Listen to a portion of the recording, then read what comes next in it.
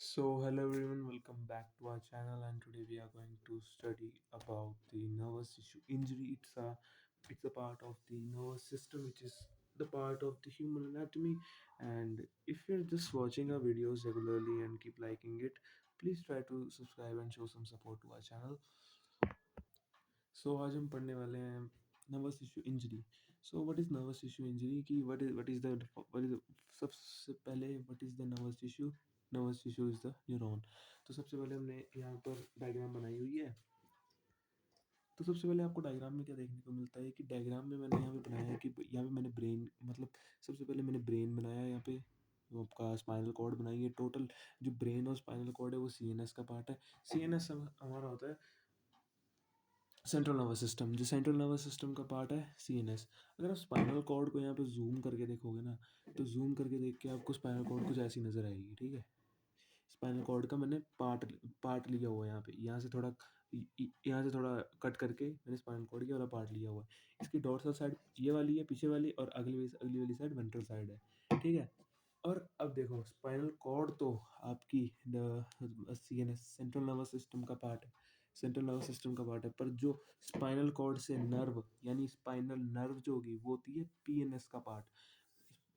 ये कॉन्सेप्ट है nervous tissue injury का। ठीक है, इसे तुम्हें समझना पड़ेगा। आगे नर्वस टिश्यू इंजरी में बस वो इंजरीज आती हैं कुछ की, न्यूरॉन कैसे ब्रेक होता है उसके टाइप्स पर। ये it is the basic introduction. मैंने बोला कि जो brain spinal cord is the part of the central nervous system, and the nerves which are attached to the spinal cord, which are also known as the spinal nerves। मतलब जो nerves जो spinal cord से attach होंगी उनको वो होती हैं हमारी वो आएंगी हमारी पेरिफेरल नर्वस सिस्टम में। ठीक है, पेरिफेरल नर्वस सिस्टम में बेसिकली क्या आता है, पेरिफेरल नर्वस सिस्टम में सारी नर्व्स आती हैं हमारी। देखो पेरिफेरल नर्वस सिस्टम में हमारी क्या आती है, पेरिफेरल नर्वस सिस्टम में हमारी सारी मतलब नर्व्स आती हैं कि हमारी जितनी भी बॉडी की नर्व्स है ना, वो सारी पेरिफेरल नर्वस सिस्टम में आएंगी। और जो सिर्फ हमारा ब्रेन और हमारी मेन स्पाइनल कॉर्ड है वो हमारी आएगी सेंट्रल नर्वस सिस्टम में। तो मैंने पेरिफेरल नर्वस मतलब हमारी स्पाइनल नर्व मैंने यहाँ पे बनाई हुई है। मतलब एक नर्व है, जो मेन नर्व है स्पाइनल नर्व, उसको मैंने आगे ऐसे स्ट्रक्चर बनाया हुआ है। तो एक नर्व के अंदर जो तुम्हारी ब्लड वेसल्स भी होंगी। ठीक है, जो उससे मतलब तुम्हारी आर्टेरियल ब्लड और वेनस ड्रेनेज कराएगी। ठीक है, आर्टेरियल ब्लड लेके आएगी और कुछ वेनस ड्रेनेज भी करके लेके जाएगी वापस। ठीक है, ठीक है। और जो देखो नर्व की 3 लेयर्स होती हैं। एक होती है एपिन्यूरियम, एक होती है पेरिन्यूरियम, एक होती है एंडोन्यूरियम।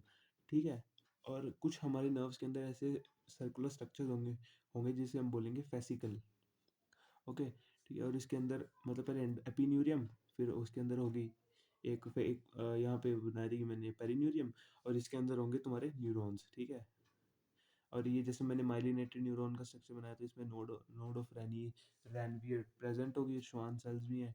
ठीक है, ठीक है, और एक्सॉन भी इसके अंदर है। ठीक है, ठीक है। अब यहाँ पे इधर लिखा हुआ है कि जो most CNS fibres do not regenerate, कि जो हमारा सीएनएस का पार्ट होता है ना वो रीजनरेट नहीं करता कभी भी। मतलब यार तुम खुद देखो ना कि मतलब हम सीएनएस में आता है क्या है, ब्रेन आता है, स्पाइनल कॉर्ड आती है। यहाँ इंजरी हो जाए तो रिकवरी हो पाएगी? नहीं हो पाएगी। कि अगर किसी के ब्रेन में इंजरी हो जाए, मतलब किसी की स्पाइनल कॉर्ड में इंजरी हो जाए तो वो रिकवर नहीं कर पाएगा। ठीक है, और ब्रेन हमारा किसका पार्ट है, सीएनएस का, सेंट्रल नर्वस सिस्टम का। ठीक है, अब इसके रीजंस क्या हो सकते हैं? एक तो मैंने रीजन तुम्हें भी बता दिया, और इसके और रीजंस ये हो सकते हैं कि इसका क्लीन अप इसका स्लो होता है। और इसका क्लीन अप मतलब कि यहाँ पे रीजनरेटिव सेल्स का क्लीन अप बड़ा ज़्यादा स्लो है। यहाँ पे रीजनरेशन इतनी ज़्यादा फास्ट टेक प्लेस नहीं कर पाती। और यहाँ पे और क्या होता है कि ओलिगोडेंड्रोसाइट्स होते हैं। Oligodendrocytes are the non excitable cells. Excitable cells होते हैं हमारे न्यूरॉन। और जो हमारा और जो हमारे एक्साइटेबल सेल्स होते हैं वो होते हैं हमारे न्यूरॉन। और जो हमारे नॉन एक्साइटेबल सेल्स होते हैं वो होते हैं हमारे जैसे ग्लायल सेल्स होते हैं हमारे, जिसको हम न्यूरोलॉगिया भी बोलते हैं, जैसे मैंने यहाँ पे ऊपर लिखा हुआ है। जो हमारे न्यूरोलॉजिया होते हैं ये हमारे नॉन एक्साइटेबल सेल्स होते हैं। ये नर्वस कंडक्शन नहीं करवाते, न्यूरॉन्स के साथ ही अटैच होते हैं। इनका बेसिक फंक्शन क्या होता है कि न्यूरॉन्स को सपोर्ट प्रोवाइड करते हैं। इनकी भी क्लासेस होती हैं, जैसे कि एक होता है एस्ट्रोसाइट, एक होता है ओलिगोडेंड्रोसाइट, एक होता है एपिडाइमल सेल्स, और एक होता है माइक्रोग्लायल सेल्स। ये माइक्रोग्लाया और ये माइक्रोग्लायल सेल्स। ठीक है, CELLS। ठीक है, अब मैंने ये बोला कि CNS के पार्ट रीजनरेट क्यों नहीं करते, इसका क्लीन अप स्लो है, और लिगोडेंड्रोसाइट्स क्या करते हैं कि ये रीजनरेशन को इनहिबिट कराते हैं। अब CNS में क्या होगा, CNS के ऐसे न्यूरॉन्स होंगे जिनमें ग्लियल सेल्स प्रेजेंट होंगे, और इस ग्लियल सेल्स में ओलिगोडेंड्रोसाइट भी आते हैं, और ये क्या कराएंगे, रीजनरेशन को इनहिबिट कराएंगे, रीजनरेशन को रोकेंगे।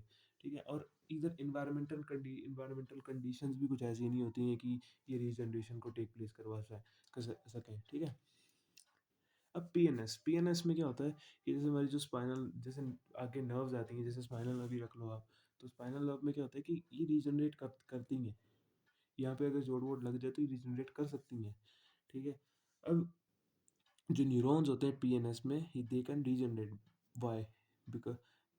बिकॉज व्हाट इज हैपनिंग कि clean up of the damage part of the cell is faster. यहाँ पे रीजनरेशन का रेट क्या होगा, रीजनरेशन का रेट ऑफ द सेल्स क्या होगा, फास्ट होगा, कि जिससे वो जल्दी जल्दी रिप्लेस होकर फिर से ग्रो कर पाएंगे। ठीक है, और श्वान सेल्स यहाँ पे क्या होंगे, प्रेजेंट होंगे। श्वान सेल्स का फंक्शन क्या होता है कि ये रीजनरेशन में हेल्प कराते हैं। वहाँ पे CNS वाले में क्या हो, क्यों नहीं होगा, क्योंकि यहाँ पे ओलिगोडेंड्रोसाइट प्रेजेंट होंगे जो इनहिबिट कराएंगे रीजनरेशन को, और यहाँ पे क्या होगा PNS वाले में कि यहाँ पे श्वान सेल्स प्रेजेंट होंगे, और यहाँ पे ये रीजनरेशन को असिस्ट कराएंगे। ठीक है, नेक्स्ट पेज टर्न ओवर करके देखते हैं। नेक्स्ट पेज पे बेसिक कंसेप्ट है, हमें क्या पढ़ना है, न्यूरॉन का। देखो, न्यूरॉन में तुम्हें बेसिक समझा देता हूँ, क्योंकि मैंने ओनली फॉर कंसेप्ट पर्पस यहाँ से बनाया हुआ है कि न्यूरॉन में क्या होता है। सबसे पहले तुम्हारा डेंड्राइट्स होता है, तुम्हारा सेल बॉडी होता है जिसे हम सोमा बोलते हैं, रिवाइज करा रहा हूँ मैं तुम्हें ये, और ये श्वान सेल्स होते हैं, एक्सॉन होता है तुम्हारा, टर्मिनल बर्ड्स होते हैं जिसे हम नर्व एंडिंग्स भी बोलते हैं। इसे आप टर्मिनल बूटॉन्स भी बोल लो। ठीक है, टर्मिनल बूटॉन्स बोल लो, नर्व एंडिंग्स बोल लो, टर्मिनल बर्ड्स बोल लो, क्या और कुछ भी हो जाए, और ठीक है। और यहाँ पे क्या होता है कि जो एक्सॉन, अब ये दो कॉन्सेप्ट ना पहले बाद में से देखते हैं, और मैंने एक चीज़ तुम्हें बतानी है कि जो जो तुम्हारा इलेक्ट्रिकल इम्पल्स का सिग्नल है ना, वो कहाँ से ट्रेवल करता है, dendrites to terminal birds, not terminal birds to the dendrites. ठीक है, मैं लिख देता हूँ।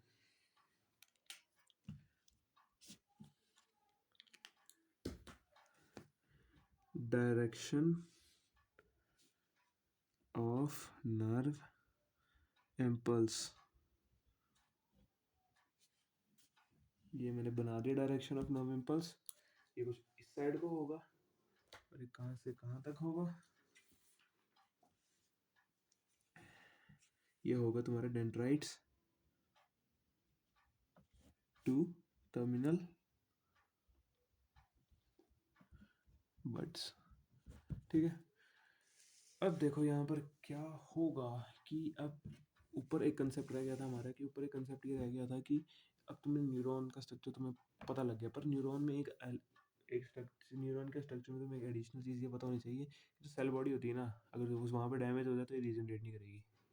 ठीक है, पर अगर एक्सॉन पे डैमेज हो जाए ना, कि एक्सॉन बीच से कट गया, मतलब ये एक्सॉन बीच से कट गया, ये सब मतलब, तो फिर ये क्या होगा कि ये रीजनरेट कर सकता है।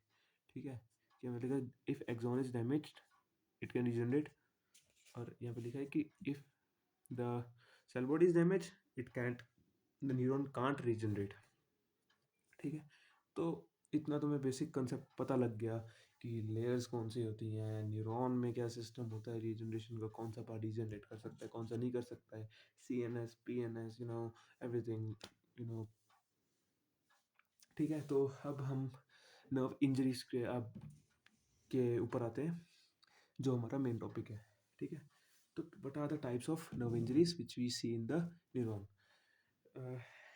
ठीक है, तो classification of the nerve injuries देखो तीन टाइप की होती हैं, एक होती है न्यूरोप्रैक्सिया, ठीक है, और एक होती है एक्सोनोमाइटिस, एक होती है न्यूरोटोमेसिस। ठीक है, एक होती है एक्सोनोटोमेसिस, एक होती है न्यूरोटोमेसिस, और एक होती है न्यूरोप्रैक्सिया। सबसे पहले सिर्फ तीन होती हैं। देख, न्यूरोप्रैक्सिया में क्या होता है कि डीमाइलिनेशन होती है, मतलब माइलिन शीट रिमूव हो जाती है इसमें। ठीक है, सिंपल है, न्यूरोप्रैक्सिया में डीमाइलिनेशन होगी ना, तो डीमाइलिनेशन में क्या होगा कि जो माइलिन शीट होगी ना, ये कंप्रेस हो जाएगी। ठीक है? ये मतलब इसमें ना जो माइलिन शीथ होगी ना, ये देखो माइलिन शीथ की लेयर बनाई है ना मैंने यहाँ पे ऊपर, ये जो ऊपर लेयर है ये माइलिन शीथ की ना, और इसके अंदर एक्सॉन बनाई है, क्या होगा, ये कंप्रेशन हो जाएगा यहाँ पे, ठीक है? Myelin sheath is compressed. अब इसका बहुत अच्छा एग्जांपल है, यहाँ पे होती है, इसका एग्जांपल है radial nerve compression. Radial nerve compression is seen in a disease known as the carpal tunnel syndrome. Carpal tunnel syndrome में होता है ना, ये देखो, ये मेरा हैंड है ना, तो ये यहाँ पे मेरे कार्पल्स होंगे, मेरी रिस्ट बोन्स होंगे, बेटा carpals, carpals are the wrist bones, ठीक है? तो अगर in it is seen in the disease known as the gigantism और एक्रोमेगली, कि example, a person who suffering from the gigantism और excessive height or excessive growth, release of growth hormone, he will suffer gigantism, and the size of his wrist will increase, and due to the size of the wrist increasing, he will suffer pain in the wrist because of the wrist bones compresses the radial nerve. Okay. And why he will suffer such pain? Because the axon and the myelin sheath uh, will compress of the neurons of the radial nerve. Okay. And second one is the axonotomesis. Axonotomesis. Okay, so in the axonotomesis, what will happen? Axonota. Sorry, my English is very bad. So basically, in the axonotomesis, what will happen? We will see a loss of the axon and the demyelination also, in the damage in the demyelin sheath also, and it's basically seen in the crash injuries and the dislocations. Okay,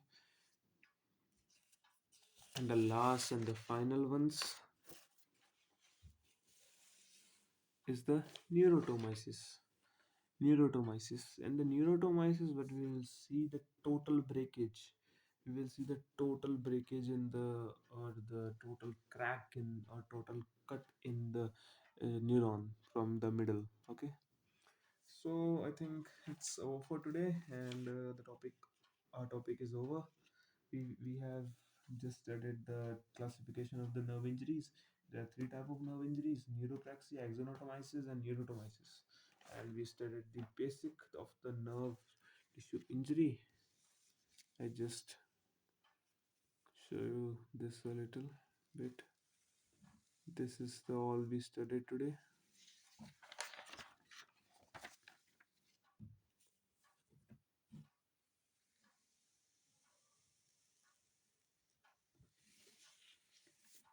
And this is the last page. If you like our videos, please try to support our channel, because we are posting regular videos on the science-based lectures and the human anatomy and biology. So it was only for today. Thank you.